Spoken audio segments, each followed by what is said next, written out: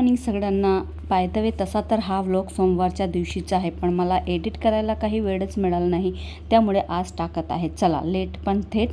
सकाळी मस्त अशी पार्थिव शिवलिंग बनवून त्याची पूजन करून घेतली. आणि आज मी काही साडी घातली नव्हती, कारण की साडी घालून मग काही काम करायला जमत नाही, त्यामुळे मी आज हा ग्रीन कलरचा ड्रेसच घातला होता. हा ड्रेस मी मिशोवरूनच मागवला आहे. दुपट्टा नाही आहे याच्यासोबत, पण दुसऱ्या ड्रेसचा दुपट्टा मी यावर मिक्स मॅच करून घेतला आहे. आणि आज मला मखानाची खीरसुद्धा बनवायची होती, कारण आज सोमवार तर आहेच आणि एकादशी सुद्धा होती, त्यामुळे म्हटलं चला मखानाची खीर आपण बनवून घेऊया, कारण की संध्याकाळी साबुदाणा बनवणार होती. आणि आता साडीमध्ये तर काम करायला जमत नाही, तसंच हा दुपट्टा सुद्धा पुढे पुढे येत होता, म्हणून म्हटलं चला याचीही गाठ बांधू आणि लागू आपल्या कामाला. चला मखानाची खीरची रेसिपी मी तुमच्यासोबत शेअर करते. अगदी झटपट होते ही खीर.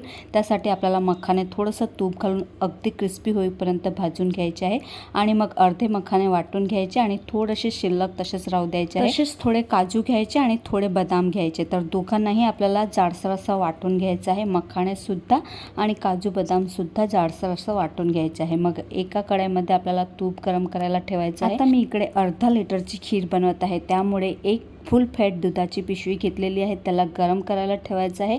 आणि दुधाला चांगल्या प्रकारे उकळी येऊ द्यायची आहे. आणि उकळी आल्यानंतरच यामध्ये जे आपण मखाने वाटून ठेवले होते ना, ते घालायचे आहे. आणि काजू बदामची जी पावडर आपण जाडसर वाटलेली होती ती सुद्धा घालायची आहे. आणि प्रमाणे साखर सुद्धा घालायची आहे. मी इकडे 4 चमचे साखर घातली होती. आता तुम्हाला गोड कितपत पाहिजे त्याप्रमाणे साखर घालायची आहे. आणि जे अख्खे मखाने आपण साईडवर काढून ठेवले होते ना, ते सुद्धा यामध्ये घालायचे आहे. आणि नंतर थोडीशी आटवू द्यायची आहे. जास्तही आटवू द्यायची नाही, कारण की मखानाची पावडर आपण घातली होती ना, त्यामुळे ही थंड झालं की जास्तच घट्टसर होऊन जाते. आणि मस्त आपली मखानाची खीर बनवून तयार आहे. तर एकदा नक्कीच ट्राय करा. Bye bye.